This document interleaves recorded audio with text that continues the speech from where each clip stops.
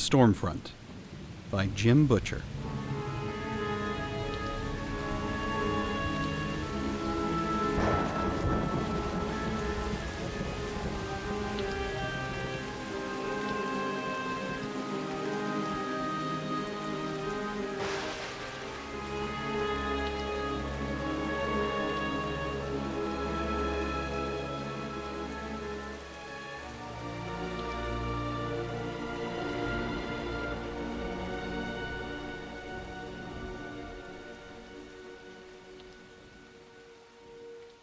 Chapter 1. The mailman walked towards my office door half an hour earlier than usual. He didn't sound right. His footsteps fell more heavily, jauntily, and he whistled. A new guy. He whistled his way to my office door and then fell silent for a moment. Then he laughed. Then he knocked. I winced. My mail comes through the mail slot unless it's registered. I get a really limited selection of registered mail, and it's never good news. I got up out of my office chair and opened the door. The new mailman looked like a basketball with arms and legs, and a sunburned, balding head, and he stood chuckling and reading the sign on the glass door. He glanced at me and hooked a thumb towards the office glass. "You're kidding, right?" I read the sign. People change it occasionally, and shook my head. "No, I'm serious. Can I have my mail, please?" "So, like parties, shows, stuff like that?" He looked past me, as though he expected to see a white tiger, or possibly some skimpily clad assistants prancing around my one-room office.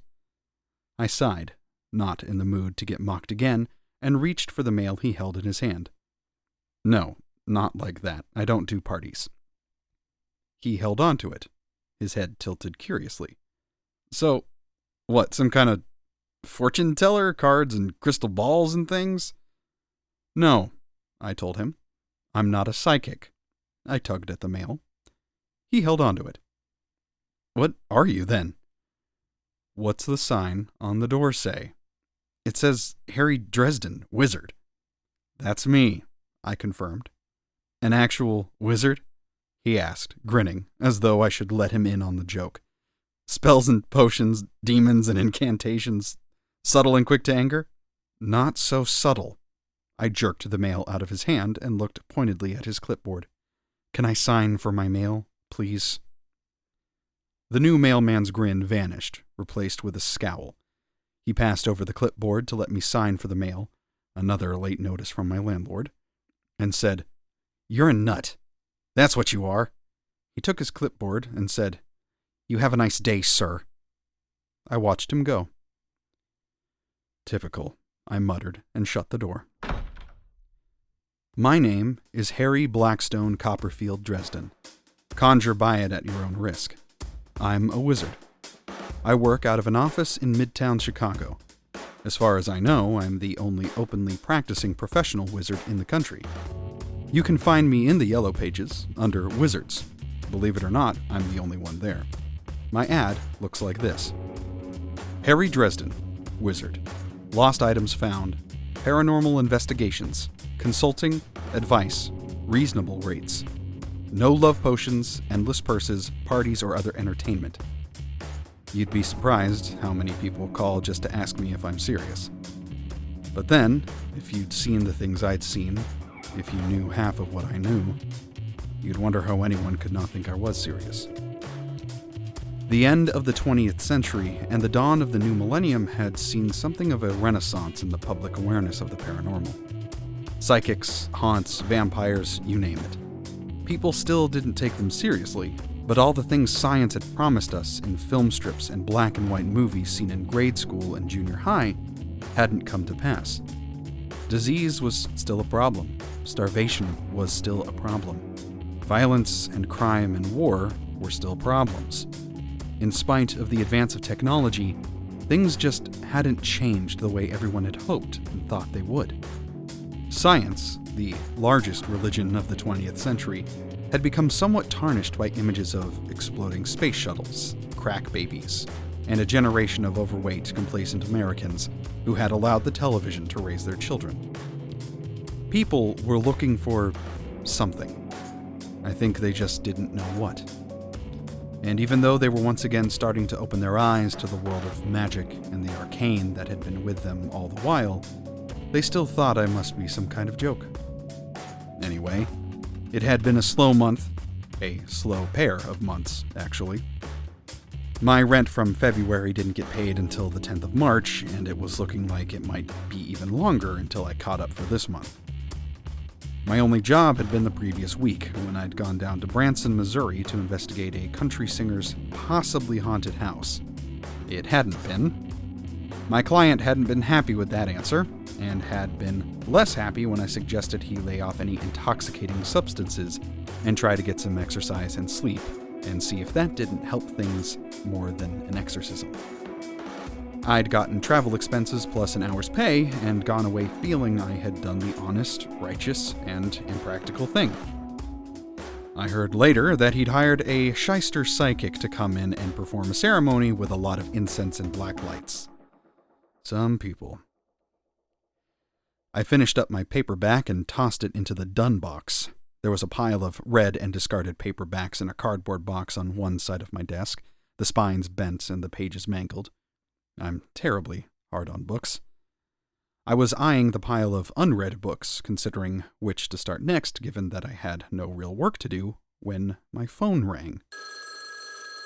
I stared at it in a somewhat surly fashion. We wizards are terrific at brooding. After the third ring, when I thought I wouldn't sound a little too eager, I picked up the receiver and said, "Dresden." "Oh, is this, Harry Dresden, the, wizard?" Her tone was apologetic, as though she were terribly afraid she would be insulting me. "No," I thought. "It's Harry Dresden, the, lizard. Harry the wizard is one door down." It is the prerogative of wizards to be grumpy. It is not, however, the prerogative of freelance consultants who are late on their rent. So instead of saying something smart, I told the woman on the phone, "Yes, ma'am. How can I help you today?" She said, "I'm not sure. I've lost something, and I think maybe you could help me." "Finding lost articles is a specialty," I said. "What would I be looking for?"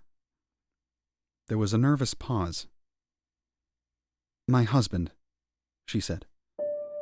She had a voice that was a little hoarse, like a cheerleader who'd been working a long tournament, but had enough weight of years in it to place her as an adult.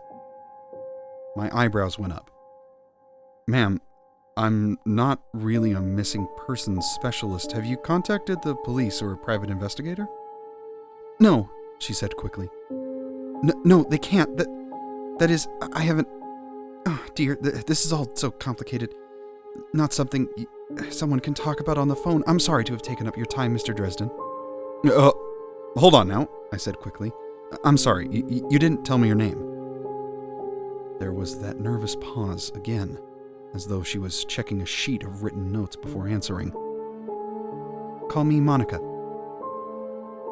People who know diddly about wizards don't like to give us their names. They are convinced that if they give a wizard their name from their own lips, that it could be used against them. To be fair, I guess I should at least acknowledge that they're right. I had to be as polite and harmless as I could. She was about to hang up out of pure indecision, and I needed the job. I could probably turn hubby up if I worked at it. "Okay, Monica," I told her, trying to sound as melodious and friendly as I could.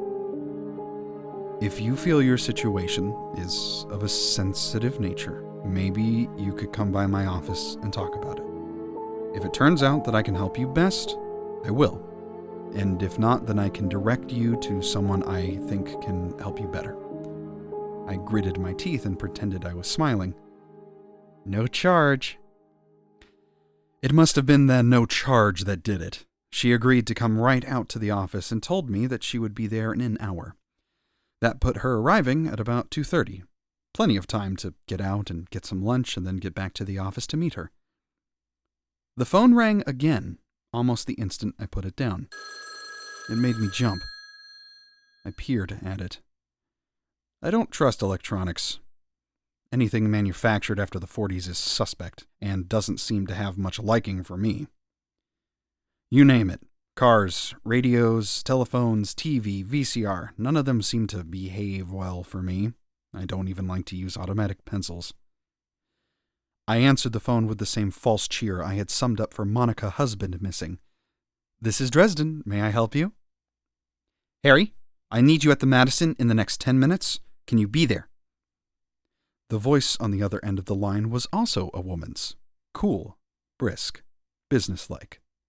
"Why, Lieutenant Murphy," I gushed, overflowing with saccharine. "It's good to hear from you, too. It's been so long." "Oh, they're fine. And your family?"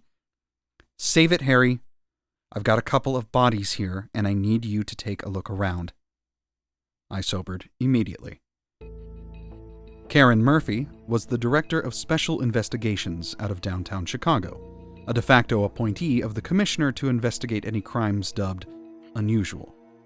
Vampire attacks, troll maraudings, and fairy abductions of children simply didn't fit in the blanks on a police report very neatly.